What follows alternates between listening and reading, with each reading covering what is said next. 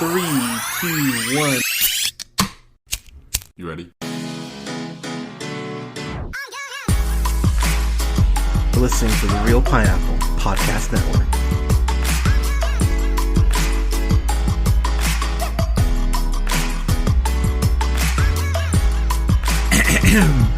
Good evening, everybody. Thank you so much for listening. This is the Real Pineapple. This is your humble host, Hunter, here, and are you ready to go too fast, too furious, baby?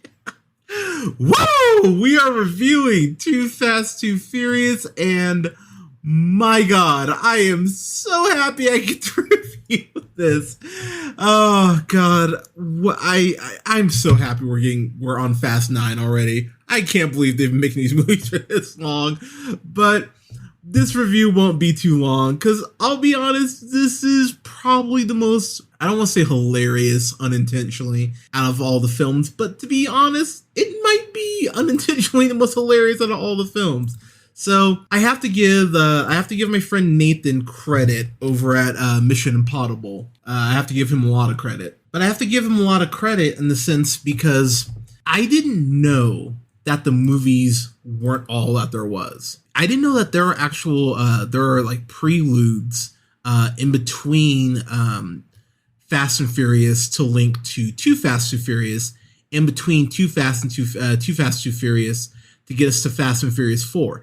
I didn't know that, and I have to give my friend Nathan credit over at Impossible for letting me know, Mission Impossible for letting me know about that, because my big complaint, or one of them, is about 2Fast 2 Furious has always been the fact that it just kind of felt like Brian got to Miami fucking randomly. And while I wouldn't say that the turbocharged prelude for 2Fast 2 Furious, which is the official title, Jesus Christ, it's only 6 minutes, and it just links the Fast and the Furious to 2Fast 2 Furious, just showing Brian's life as a fugitive wanted by the FBI for enabling Dom to go ahead and escape capture. So I actually really appreciate that. And as I mentioned in my review for the Fast and the Furious, the big thing that I really like about Brian in the Fast and the Furious is that he's not a street racing novice. Like, he does know how to drive, but he's not, on Dom's level. He's not some all-time great street racer. This movie this prelude helps fill in the gaps as far as getting him closer to being on Dom's level. Across the 6-minute film, he goes ahead and leaves LA before he gets arrested. You see him hanging out, staying in shady motels to go ahead and cover his tracks, and winning multiple street races to go ahead and fund him to go ahead and get across the country from LA to Miami. And the prelude ends with him showing up in Miami. And I actually, again, while it's not necessary viewing, it's something I personally really appreciate because it does show that, hey, this guy isn't just, extremely lucky. He is able to go ahead and, figure this out. And while this movie is missing most of the main cast, including Vin Diesel, including Michelle Rodriguez, including Jordana Brewster, this movie works really well, surprisingly well, actually. I know a lot of people shit on this movie, but for me, I really enjoyed this, and to be quite honest, I was surprised at how much I enjoyed this movie. It caught me off guard, but Brian is, the movie does focus on Brian, basically. So he goes ahead and ends up being apprehended by federal agents, being led by his old boss, Agent Bilkins, played again by Thom Barry, and James Raymar, who of course plays Agent Markham. You of course know James Raymar as Dexter's dad in Dexter, and of course more recently you know him from Black Lightning, playing Peter Gamby, which if you have not watched it on Black Lightning, I highly recommend you do, because he's absolutely amazing on that freaking show.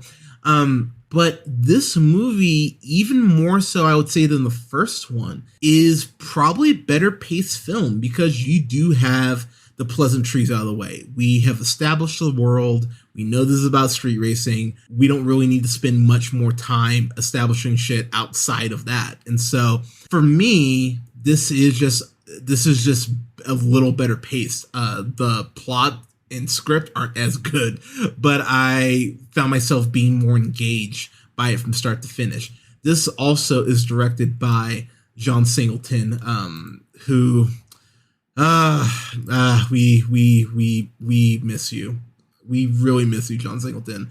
You of course know him. He was the creator, director, executive producer on Snowfall, which is one of the most underrated shows on television right now. You of course know him from writing, directing Boys in the Hood, Poetic Justice, the 2000 version of Shaft, Baby Boy, starring Roman, 2Fast2Furious' own Tyrese Gibson, which is a really great movie as well, which a lot of people should watch. That's one of those films I feel like not enough people have seen. But John Singleton here, I think, does a great job. It is hokey as hell, and I mean that in the sense of there are just some car crashes and some CG here that it's kind of like early seasons of Chuck. You're just gonna have to accept it in order to have fun. If a bad CGI effect is enough to make you go, oh, all right, fuck this movie, then come on, it shouldn't take just one. But plus, this is made in what, 2002, 2003, pardon me. So cut it some slack. But what I really do enjoy about this movie is that since the film is focused on Brian, it does give Paul Walker the chance to really carry the film. And again, considering they're missing 3 out of the 4, core main characters in this saga, I give Paul Walker a lot of credit for being able to find a way to make this work more than I think most people will ever really give him credit for. I think his Brian is incredibly charming. I think his Brian is incredibly earnest. When him and Roman, Tyrese Gibson's character, do go ahead and finally cross paths again and go ahead and start working together, I really enjoyed their banter. And I've been not even arguing is not the right term. I've been discussing this with my colleagues for the last couple weeks, and I will just say, this is, if you thought The Fast and the Furious was a gay movie, oh man, you have seen nothing yet. This is probably one of the gayest films I've ever seen in my life, and it's incredible because the only thing that Brian and Roman don't do in this movie is go ahead and suck each other off in their respective cars. It is so close to being that gay. And to be quite honest, I wish the movie would have just committed fully to them just being lovers, because it's right there. It's not even oh, Hunter, you're trying to force this for inclusion. No, this is like Batman Joker level of, wow, just make out already. They are so gay for each other. It's kind of amazing. But their crafts, I'm inventing words. Their paths cross because Brian goes ahead and gets apprehended by the FBI. And I will say the new kind of tech that they introduce, it's almost like this spear that goes ahead and shuts down the engine and everything. I mean, again, this is a world where anything can happen. It's damn near Oz, but I really appreciate that because it does kind of sit in the back of your mind as far as, oh man, if the cops have this, maybe the bad guys have this. It's a constant looming threat because if you can't drive, you get caught. It's could you imagine if you couldn't drive during GTA 7 or GTA 5? I actually love that. I love the fact that that's a thing that's introduced in this world, and it really actually makes it feels like the stakes are a little higher than they might normally be if you don't have that here. But we gotta talk about Tyrese Gibson here. So Tyrese, he is basically the Daffy Duck of the franchise. I actually have this. I know my friend Nathan over at Mission Impossible tried to take credit for that analysis, but I had that in my notes before we talked today. So just throw that out there. But Tyrese, God damn it, I love Tyrese. He is perfect for these movies because he's basically, I can't believe I'm going to make this comparison. he's basically the Agent Coulson of the Fast and Furious movies. He's the one going, why the fuck are we driving flying car? Why are we driving these cars that are falling out of airships? Why are we taking on submarine? Like, he is the avatar for the audience to go, y'all understand this shit's crazy, right? Like, he's that guy. And yet, it fits perfectly for Tyrese. And he knows how to play it just believable enough without it falling into being, hokey. Which is a really fine line, and no one's going to accuse Tyrese of being Denzel, but it really works for him here in a way that I went, all right, man, I actually forgot how much I enjoy you in these movies. The first chase before they get captured, that whole chase scene is really well done because Brian is almost like the ringer because Tej, who's played by Luda, which I can't believe they have Ludacris in these movies now. Fun, quick segue. Ja Rule was supposed to be Ludacris's role. Ja Rule was supposed to have this redemption arc after losing the race in The Fast and Furious. So he was supposed to have Ludacris's role, and which is ludicrous to say out loud. But could you imagine Ja Rule being in these movies in 2021? Like, that is just that thought just hurts my head. But Ludacris, though, fits in perfectly with these movies. And Ludacris really wasn't acting back in 2003. That really was his first major acting role, and credit to him, he knocks it out of the park. The thing I really like about Tej is that he feels like an entrepreneur. He's not just organizing these races, he really is kind of everywhere, and that really kind of makes me endeared to him. He's got his hustle going. I appreciate that. It's like, okay, man, right on. He is the one who goes ahead and organizes this race between Brian, Suki, who's played by Devin Aoki, which, why haven't they brought her back? If they're going to bring back Han, not bring back her, that's a little weird. Anyways, this brother named Orange Julius, which is just a great name. And then Slapjack, who's played by Michael Ealy. Thankfully, Hilary Swank isn't in this movie to harass him. But that opening chase sequence, or that opening race, it's fucking badass. And I love the twist of Tej raising the bridges up to go ahead and throw kind of this curveball out for the drivers. I thought that was actually really well done, and kind of wish they would have more sequences like that moving forward. Maybe in the next two films. But I love that opening scene, and I love the fact that Brian is kind of almost on a clock here, because he is recruited, and he goes ahead and recruits Roman to go ahead and take down this drug dealer, and who's played by, oh my gosh, I cannot find the guy's name, but they're going ahead to take down this drug dealer, and that's where the tension between Roman and Brian goes ahead and kicks off immediately, because Roman blames Brian for going ahead and getting him put in jail.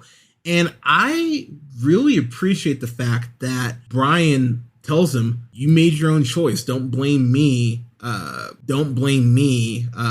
your shitty behavior. And while I don't think the movie is trying to be deep, I think that's actually a good message. Don't blame people for your own bullshit. At some point you need to be an adult and take responsibility for what you do. And I actually like the fact that that's in here. It's a shockingly poignant message in a movie that's all about crashing cars, girls dressed in, barely anything, and, these two guys being gay for each other / not being gay, ? For each other.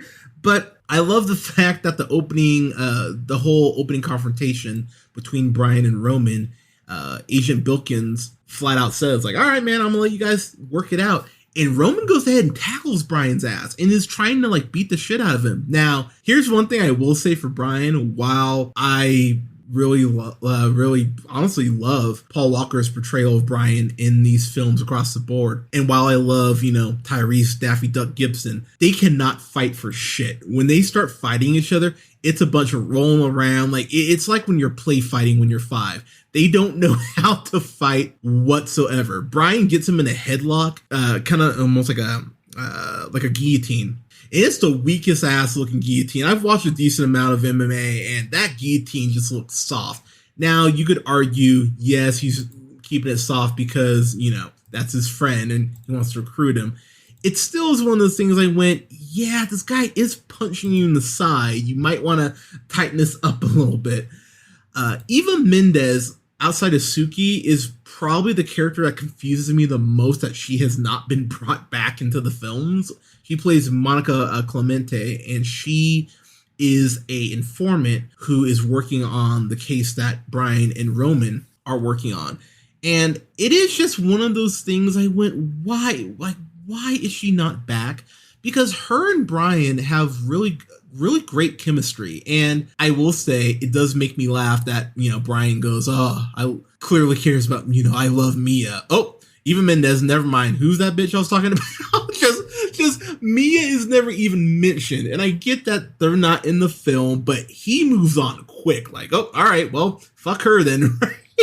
I laughed really hard at just how he's like, oh, I don't care. That gave me a good laugh. But I love that whole sequence. And I love the camaraderie between Tyrese, Paul Walker, and Eva Mendes.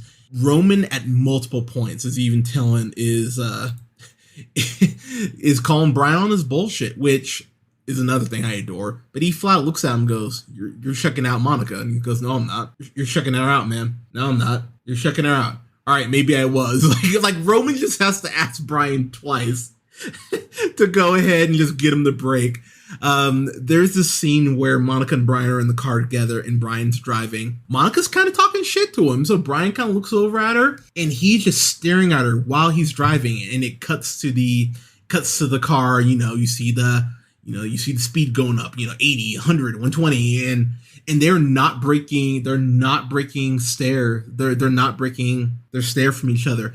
And he goes ahead and stops right at the stoplight. And Roman immediately goes, he did the stare and drive at you, didn't he? Yeah, you stole that from me. The drive and stare, pardon me. He got that from me. And there's just these quippy lines in this that really made me laugh. I went, you know what? All right, man, right on.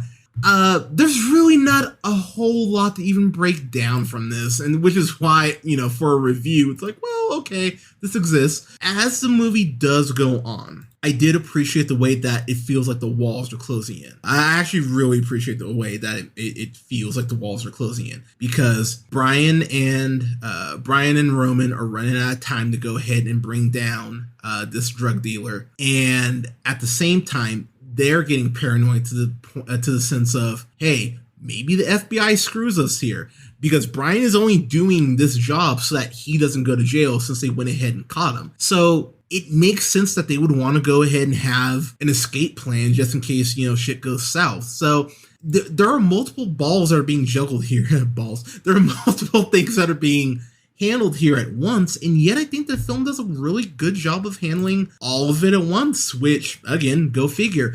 There is this really cool sequence where the drug dealer goes ahead and says, hey, there's this envelope in this Ferrari, in this, not parking garage, but in this dump, basically. You need, whoever gets there first and gets back here wins. And I love the urgency of that, because Brian and Roman realize if they don't make this shit happen, they're really fucked. And, they're not going to earn this guy's trust and be able to take him down.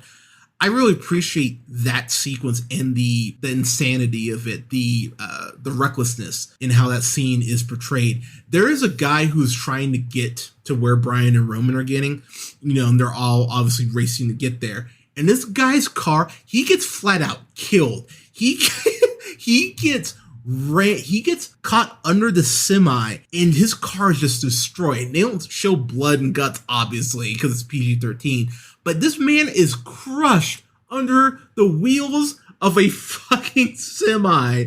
And I just went, wow, okay, movie. I appreciate the fact that you just went, yep, death. What are you going to do about it? I love that. I love the fact that the movie is kind of that raw. There's a sequence later on in the film where Roman and Brian need to go ahead and get alternate cars for the possibility of escaping at the end of the film. And they race these guys for pink slips, and it's I can't think of the term that they use, but basically it's almost like a tag team match in wrestling where this guy goes one car races, get back to the starting line, then the next car goes. And I actually thought that was a clever way to kind of go, okay, this is how we're going to build tension in this scene. And the scene starts off with Brian. I want to say Brian. Is Brian driving first? I want to say Brian's driving first. No, it's Tyrese driving first. Roman's driving first. And Roman gets off to a really slow start and has this kind of curveball thrown at him that it does actually give you a reasonable amount of doubt as to if they can go ahead and pull this off. And that was something I actually went, okay, movie. I actually dig that you're doing this. The movie at the end gets absolutely nuts because there is a sequence.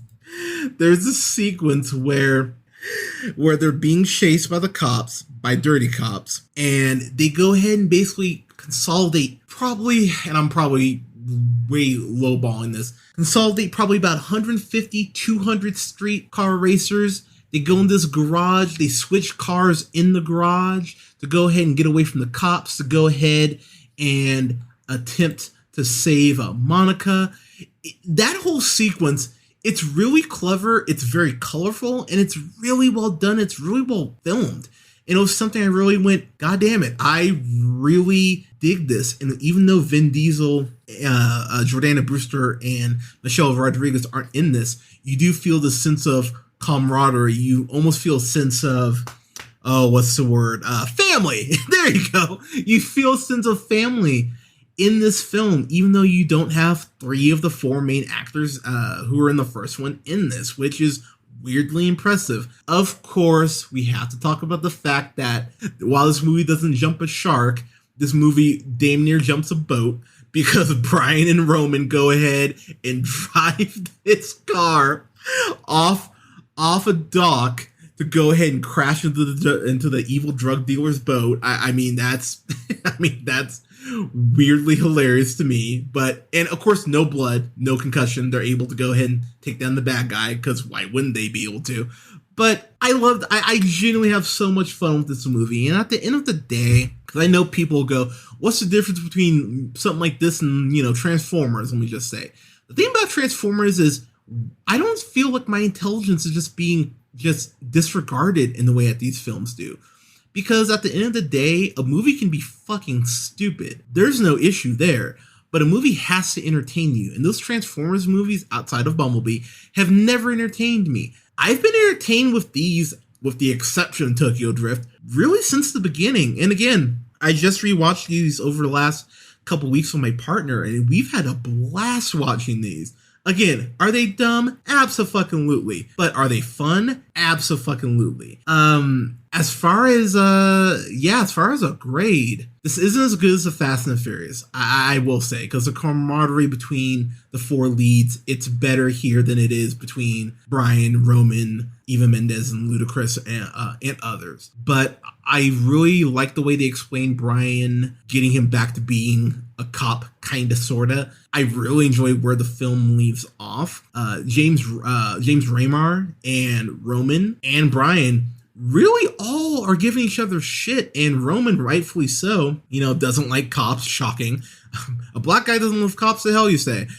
But between that and Brian, there's tension all around them, and it feels like it's them against the world. And while their relationship is uneasy, obviously, there's that point where it's almost like riding a bike where, I think we all have that friend who we may not talk to as much as we want to, but once you go ahead and pick things up again, it feels like you never stop talking, like no time has passed. And Roman and Brian really hit that groove quickly, and I really appreciate that. So at the end of the day, while this is not as good as the first one, this is still a lot of fun. So I would give this a solid, I'd give this a C+.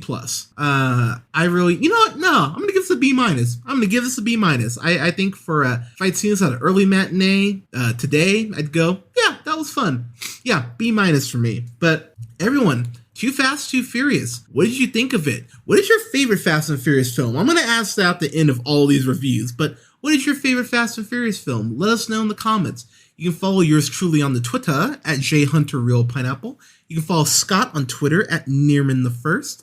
Don't forget to like, share, and subscribe. You can find us on SoundCloud, Apple and Google Podcasts, Podbean, Stitcher, and iHeartRadio, Spotify, Amazon Music, and TuneUp, to name a couple spots at The Real Pineapple. And don't forget to like our pages on Facebook at The Real Pineapple and Real Pineapple Games. I'll be hopping on Twitch here soon, so go ahead and like both pages so you can keep up to date on our newest reviews as well as when that's going to be happening. Everyone, thank you so much for listening. We will have reviews up as well for the rest of the Fast and Furious films, hopefully. Most of them, at least, including Fast 5, probably next week because I want to have some people on that review. I'm really excited for that. And we will have a review for Fast 9 on Monday morning. So keep an eye out for that. But everyone, thank you so much for listening. Get your COVID shot, wear a mask, take care of each other, and we will talk to you soon.